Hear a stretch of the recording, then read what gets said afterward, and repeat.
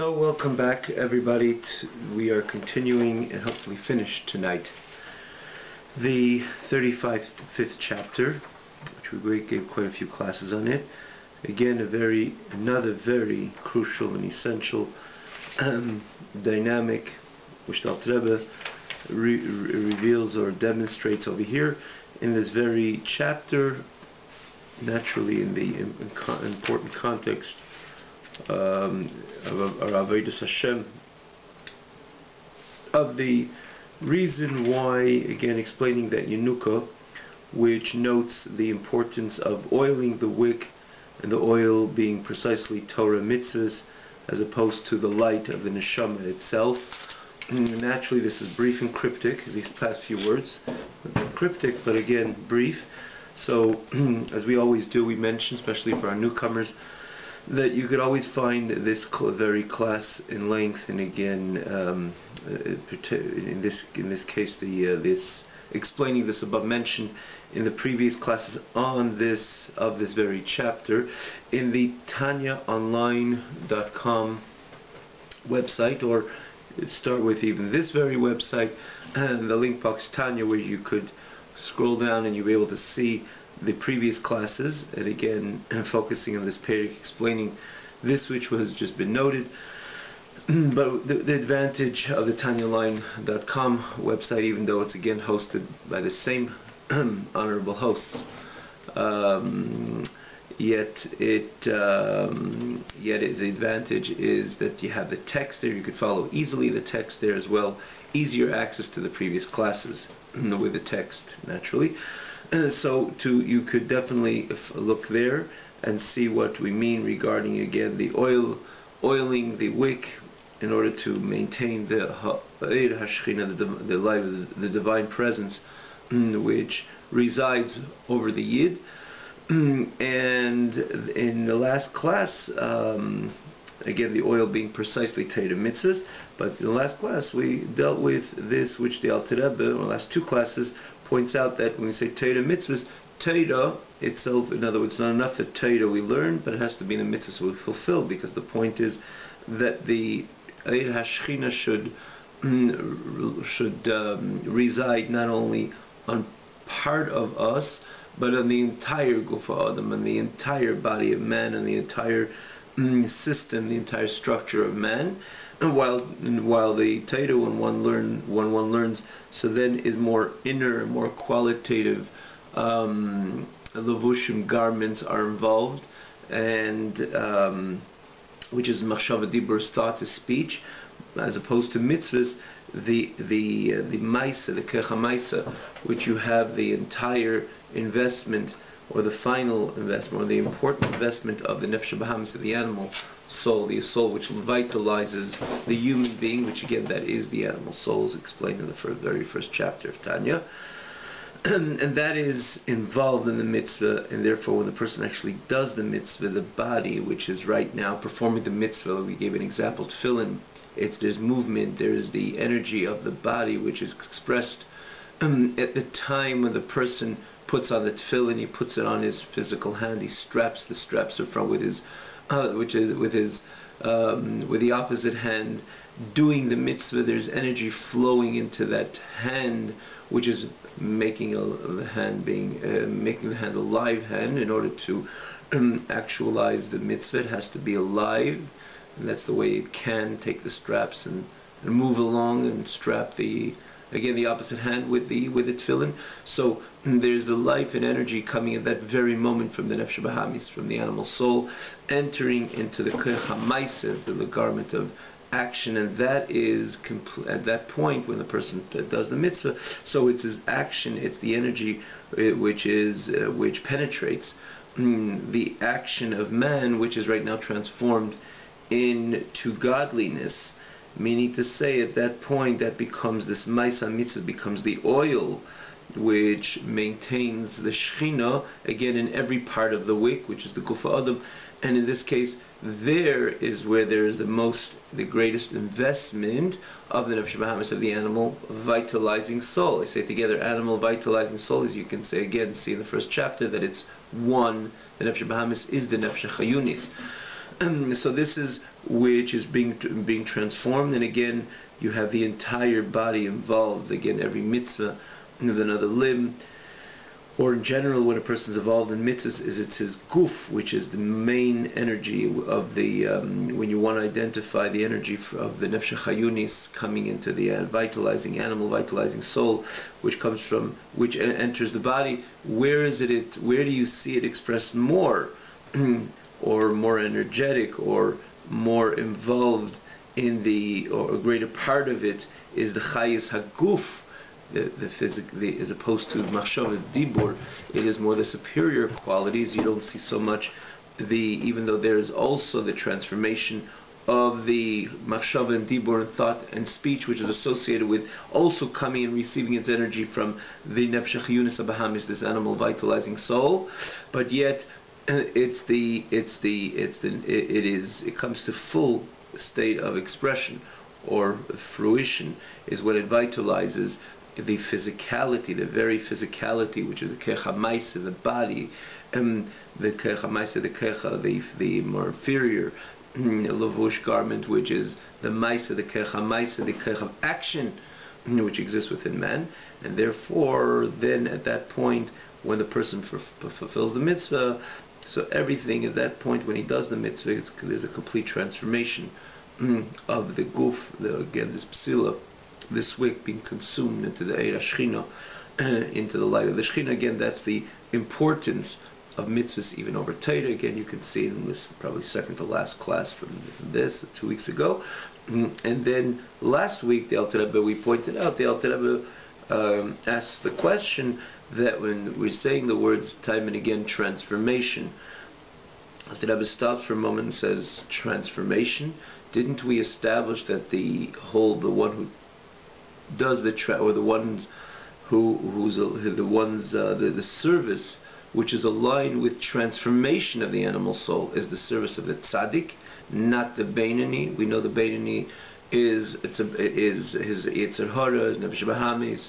Even the day he fulfills a mitzvah, even the day he learns Torah, the nefesh bahamis, the animal soul, is completely in full tact. Yetzer Hara is in full tact. The nefesh bahamis is in full tact, and that makes him the beinoni, despite it's in full tact, and it sends its signals and temptations. Yet it never enters into thought, speech, and action. It never enters into one's machshava, dibur, maisa, or maisa, to that way from the akal lakovid, from the easier to the more difficult. It never enters into action. Never implements this message of the nefesh bahamis, of the animal soul. Never speaks the words with the animal soul tempt it to speak. It persuades, it tries to persuade to speak by sending the signals, the enjoyment of lashon hara, anything which again is associated with speech. And conversely, it doesn't allow it to be laid back when it comes to fulfilling a mitzvah associated with speech, like learning Torah and so on. And so too when it comes to machshava, also the nefesh bahamis, the animal soul, also sends its signal. And actually the real challenge when it comes, as we all know it, when it comes to thought, when it comes to machshava, and even then, that's what makes him a beinoni, that he never accepts the moment he realizes inappropriate machshava, inappropriate thought. He doesn't allow it to enter into his machshava. Again, this is the definition of the beinoni, because when one allows any machshava, even a machshava, even a thought, deliberately, willingly, despite as a thought what Torah prohibits, to entertain one's mind with, he's no more a beinoni, he's a rasha. Now here we're dealing with a beinoni, so as great as he is, that his thought, speech, and action is 100% aligned with the Ratzon Hashem, with the will and desire of HaKadosh Baruch Hu. Yet, what makes him a beinoni and differentiates him from the tzaddik is the fact that he didn't transform his nefesh bahamis. His nefesh bahamis is in full tact and full potency and force, presents itself with its full potency and force.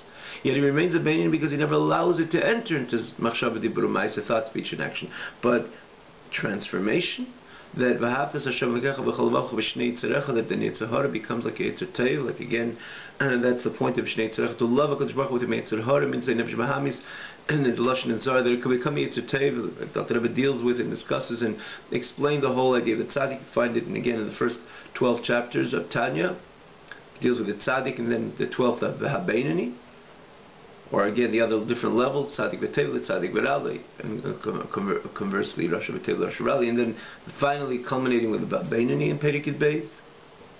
And from there on,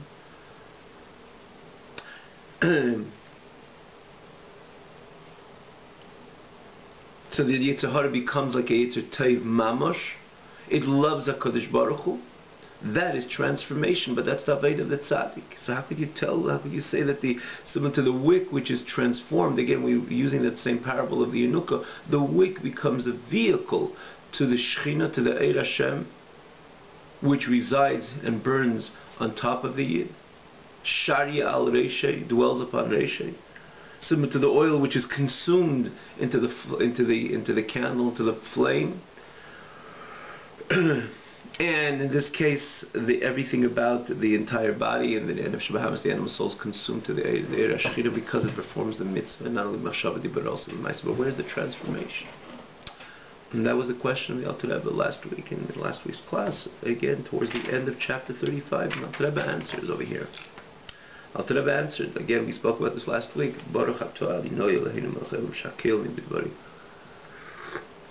So the answer is, again, you can see this in elaboration in the last week's class, that there is the notion of transformation, and then there's another notion, the notion of submission. The Alter Rebbe basically says true transformation is aligned with Avodah the Tzaddik, but yet you can easily say that the candle, the flame, which is the Eir HaShechina, could burn nicely over the wick of man, because for the very reason that in the time when he does the mitzvah, everything stands in complete submission. Then Avraham is legal expression, which is expression again in the Talmud. Compellingly, it answers Amen. It gets involved, despite that its attributes, the character of the Beinoni has not been transformed, has not been transmuted, but yet at the time when he does the mitzvah, there is a expression of submission to the godly reality, a total submission to the godly reality. And Alter Rebbe concluded, therefore, there's no prevention of the Ashras HaShechina, the divine presence in the body of man, and at this time, which means the Koach and Nefesh HaYunis, which is invested in other words, the vitalizing soul, which is invested in the implementation and the actualization of this mitzvah, is in that moment of the performance of the mitzvah consumed into the light of HaKadosh Baruch Hu and becomes one with a true and absolute unity. And this is where we left off. Again, you can see this, and again a bit more of elaboration in last week's class. So a total transformation of the person, that the lev, the heart, the character, the attributes of man has been completely transformed. True, that's the way that the tzaddik.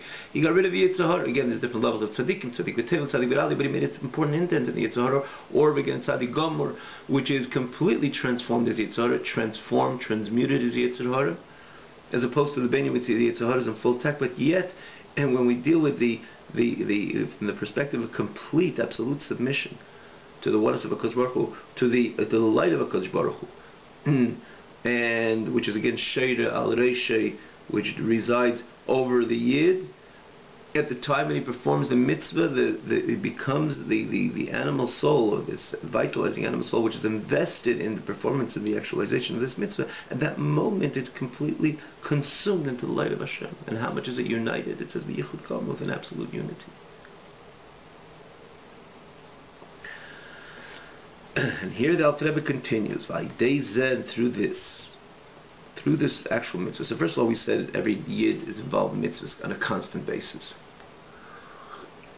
A Yid does mitzvahs on a constant basis, on a daily basis. Our connection to Kodesh Baruch Hu is not from Yom Kippur, nor from Shabbos to Shabbos.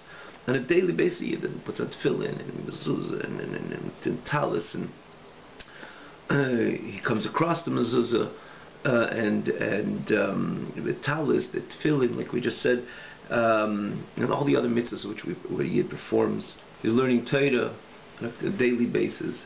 So this is all making an impact, again, extracting or establishing the submission of the guf and nefesh bahamis, the guf, the body, and the vitalizing animal soul.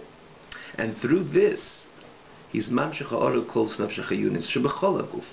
Even though that it's the time when he performs the mitzvah, as opposed to any other time, but yet you're drawing a great light. So first of all, we said again, Yid performs a mitzvah very frequently. It's not once in a while, but yet Alter Rebbe adds over here. Through this performance of the mitzvah, you're drawing a ha'ara, a light, to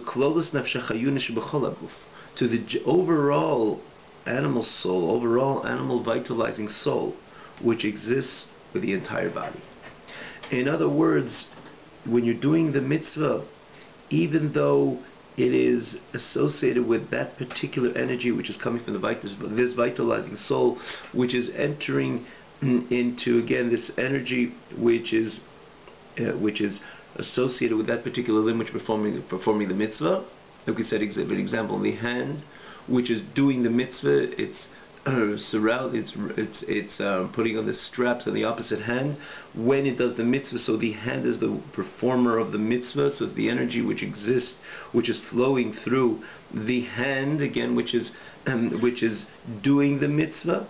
Yet together with that, you're drawing a general ha'ara, a general light to the overall nefesh chayunos, this one vitalizing soul, which ultimately is the vitalizing soul of the entire body. So you're making an indent in the core level, in other words, in the general, because it's one nefesh chayunos again. So even though at that time it's namely is about the energy which is investing in that particular limb which is performing the mitzvah, but it's one nefesh chayunos, it's one animal soul, and therefore you're drawing a light to that very animal soul which exists within the entire body, not only in the limb which does the mitzvah. And then he says more so, not only in the nefesh chayunos and the vitalizing soul of the entire body. In other words, the soul energy which enters, which vitalizes the entire body.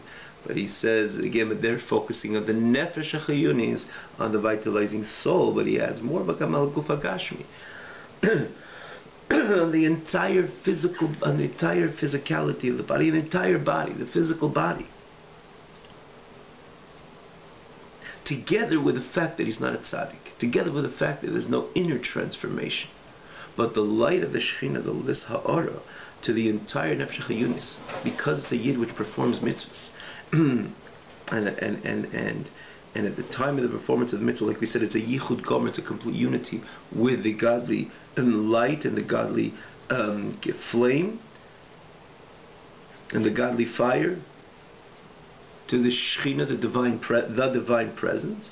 But more so again, it is the as we said, despite that there by the tzaddik it's about complete transformation, as opposed to here that it comes through, it's more an expression of submission, but yet you still have the complete Eir Hashem which resides on the nefesh bahamis and the guf. And here we add again not only on the particular limb but the entire guf and the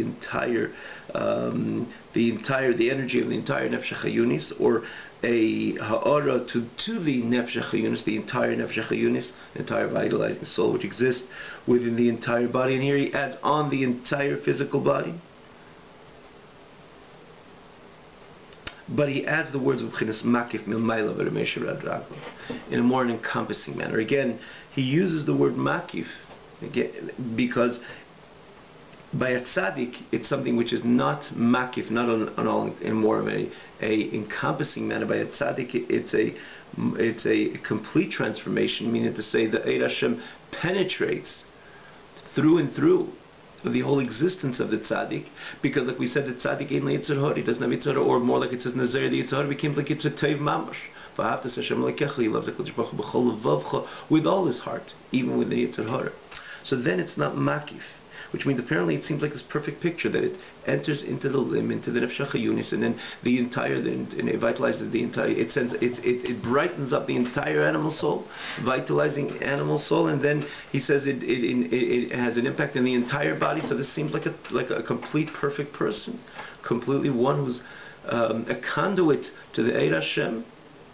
But he adds the word makif, milmaylo. You see in the final line in the page Memches in the original text, it's makif milmaylo. So one has Miresha Vadraglo from head to toe. Like we just said, it's kol haguf, nefesh chayunos, which of the entire guf, or gam ala guf, and the physicality of the body from head to toe. But he has the word makif. because again, you're not dealing with the tzaddik. With the tzaddik, the Eid Hashem is penetrated, because everything about him is alakus, it's godliness. As opposed to the Beinani, he still has a Yetzer Hara. It doesn't prevent, Ein Zu Miniah, like we learned last week, it doesn't prevent the Ashras HaShechina on the entire system of the Beinani, but you can't say that it penetrated, you can't say it permeated, inculcated the whole system of the Beinani, because he still has a Yetzer Hara. Avraham is in full tact. Yet the accomplishment, there's no compromise on the accomplishment. So what would be the key word to reconcile the two? The answer is because makif mamayla. It's more encompassing. It's more in an encompassing fashion, as opposed to a penetrating fashion. The Eid Hashem doesn't pervade. It doesn't penetrate, meaning to say, because it's not the whole metzius of this Beinani, he still has enough Shabbat. So therefore, the accomplishment is 100% there. Like he says, biyichud gamur. There's no lacking in the accomplishment, but it's still makif. It's still more, again, on a way of surrounding, or not surrounding, more in an encompassing manner as opposed to a penetrating manner. Despite its Meneshev Adragov, head to toe. Look at the Lashon of the Yenuko. He speaks about the importance of oiling the wick, which is the body of man, and the oiling is coming through Dafka, through Torah mitzvahs. And he says why? Because we have to be focused on the Shechinta, the Shar Yal Reisha, and the Shechinta which dwells upon the Reish. And he says that, and again, that's what he explains and translates a Chacham Einu Bereisha. That the Chacham focuses on the Shechina which Shar Yal Reisha, which resides on the Reish, on the head of the Yid. And therefore, the Shlomo Melech is basically telling us, like he concludes the Zohar then there, that Shlomo Melech Tzavach, he's screaming, means to say, it's constantly demanding never lack any oil, which is the oil, is the Torah mitzvahs, the learning Torah and the mitzvahs that he does. And that maintains the Arz HaShechina. Again, this is the beer, this is all the explanation to the Yenuka. What Alter Rebbe points out, if you see the Lashon in the Yenuka, which again took the moment to recap encapsulate the entire Vart of the Yenuka, which the Alter Rebbe is here in this Perek explaining. But if you look at the Lashon of the Yenuka, it says Shechinta Sharia Al Reisha. It doesn't say Bir Reisha, but Al Reisha doesn't say Bir Reisha, would connote that it penetrates the entire system starting from the Reish. But in this case, we're dealing with the Beinani. Therefore, even though the accomplishment, there's no lacking in the accomplishment, is bereish v'adraglov, even again the nefesh bahamis, which is mechayiv to the closest nefesh chayunis shebechol aguf, like the lashon over here, the expression here is, and also the guf agashmi, and he has bereish v'adraglov, but yet it's still bechinas makif for the reason we just mentioned, and that's what it says. Al means on top. And similarly, we find the same lashon, akol be'schir asar shchita shari. When 10 yidden come together, it's akol be'asar shchita.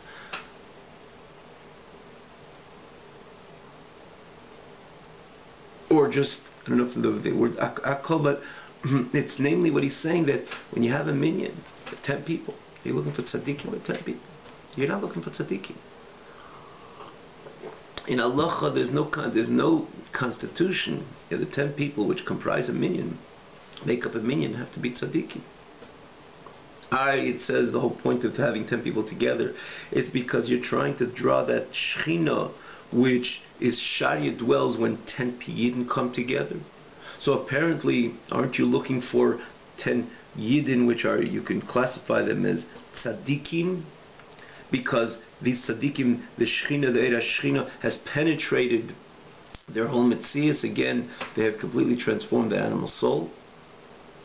Like they say, it becomes like a Yetzer Tov, it becomes an ally. It becomes like a Yetzer Tov mamash, which is again the extreme, the quintessential tzaddik, the tzaddik gamur. So wouldn't we be looking that if you're looking for the Shechinta Shari? He says no. When you have 10 people come together, right away Shechinta Shari. Because when you're dealing in a way of makif, you're dealing with al reisha, and therefore it's irrelevant what kind of yidden they are. For that matter, tzibur, is an acronym of tzaddikim, beinanim, urushanim. So within the tzibur itself, you have this. Within the word tzibur itself says you're not looking for tzaddikim per se, because you're dealing with something makif, and mitzad makif, there's no problem. In other words, because you're dealing with al reisha, so it doesn't matter who the 10 people are.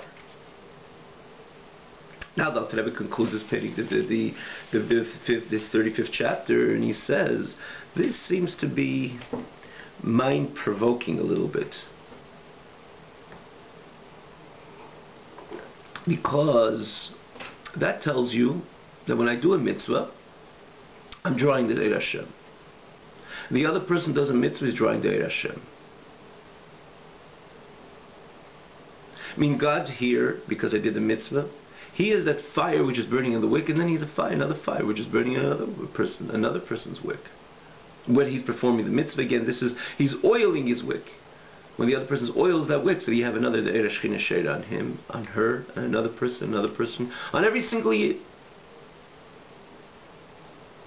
That seems to allude to the fact that there's kind of many Shechinas. And there's only one, Hashem Echad. Divine presence is only one. So how does it really work? That you say that there's the Eir Shechina on the person who learns Torah and does mitzvahs, then the other person, again, there's another Eir Shechina upon him, another Shechina upon her, and another place in another place, another domain, there's another Eir Shechina. So apparently this seems to allude to multiplicity, and in the end we're talking about the Hashem, which is Hashem Echad, which is Hashem is Echad Chas v'Shalom. God forbid to align God with multiplicity. Hashem Echad, Hashem is one. So the Alter Rebbe points out over here, concludes the page, there's not a question. We're going to jump the gun over here, just to explain. For example, you have the sun shining, and it shines into many homes. Does it mean there's many suns? Absolutely not. Because it's shining in this home, then it's shining in the next home, and then shining in someone else's home. So you see, oh wow, there's 3 suns because there's 3 homes which are illuminated by the sun. Foolish way of understanding things. It is one sun which is constantly shining. The question is, did you open your curtain or your shade, or you didn't open your shade? If you open your shade, that very sun will come in. But there's one sun shining. It's like you tune into a certain program at a certain station. Not when you opened up that radio, that station, which uses a parable. It's not necessarily the best information we hear, but let's say it's an important information, especially a Torah information associated with Torah. It's not when you opened up that station did the person start giving the class. He's giving the class all the time. You tuned into his class. The famous, I believe, is the Ruzhiner, of the Kotzker, I think, of the Kotzker. He says, "Where's God?" And he answered, "Wherever you let him in, that's where he is." And therefore, it's not a contradiction. Chas v'shalom, there's no multiplicity over here, or there's no change in the Eir Hashem to say, you know what, now I am, now I'm not. I am all the time. The question is, did you open your shade or your curtain to let me in? And there's no difference, there's no shinu, there's no change in the godly reality and presence. Before I keep the mitzvah, after I keep the mitzvah, the godly reality and presence is one, and there is no change. And Yeshem leishanisi. Yet when you let him in, it's a different story. It's when you letting him in, so then you let him in, the other party lets him in, and the other party lets him in. There's no shinu, there's no change in the Eir Shechina. It changes in you. And that's what he concludes. He says, whenever we say we draw the light of the Shechina, which is the Gilui in Tzad Baruch Hu, which is the revelation of the infinite light of HaKadosh Baruch Hu, it's not a change within God, God forbid. And there's no many multiplicity, like it says at all. Like it's brought in the Gemara, the tractate Sanhedrin. There was an heretic which approached Rabbi Gamliel and told him, Amritu, you say kol beyasar shchinta sharia. Whenever 10 people come together, they draw the divine presence. Kama shchinta islachu. How many shchinas do you have? Here a minion, you draw the shchina, and here another minion, you draw the shchina. There's thousands and tens of thousands of minyan. Thousands of minyan.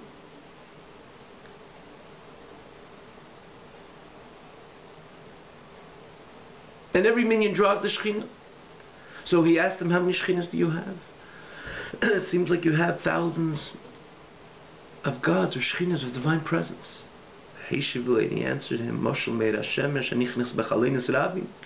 he answered this very the very example of the light of the sun, which enters into many windows. There's one sun. Did you open the shade? That's what a minion does. It draws the Eir HaShechina, which is there. And there's no change and there's no multiplicity. It's one Shechina. It's that you gathering 10 people together is like opening the shades to let the sun in. And in this case as well, that every time he does a mitzvah and he oils that wick, it says the Shechina is there and waiting to dwell upon the Yid. Every single Yid. And our job is just to make sure to focus, to understand the responsibility we have, who we are hosting, who is ready to reside upon us on a constant basis. He just needs us to oil the wick, which the oiling comes through Torah, through learning Torah, and doing mitzvahs. And everyone who does it allows the Shechina to enter. One Shechina, one fire, one God. But the oiling of this wick is us allowing ourselves and opening again the opportunity to host that Eir HaShechina. V'maskil yovin, and the understander would understand that there's no contradiction to the notion of Hashem Echad. As we again just explained, with this, the Alter Rebbe concludes the entire chapter 35. That with a bit of an understanding, we understand that there is no contradiction to the Ani Hashem Leshonisi and Hashem Elokeinu Hashem Echad, the oneness of HaKadosh Baruch Hu. Have a wonderful evening.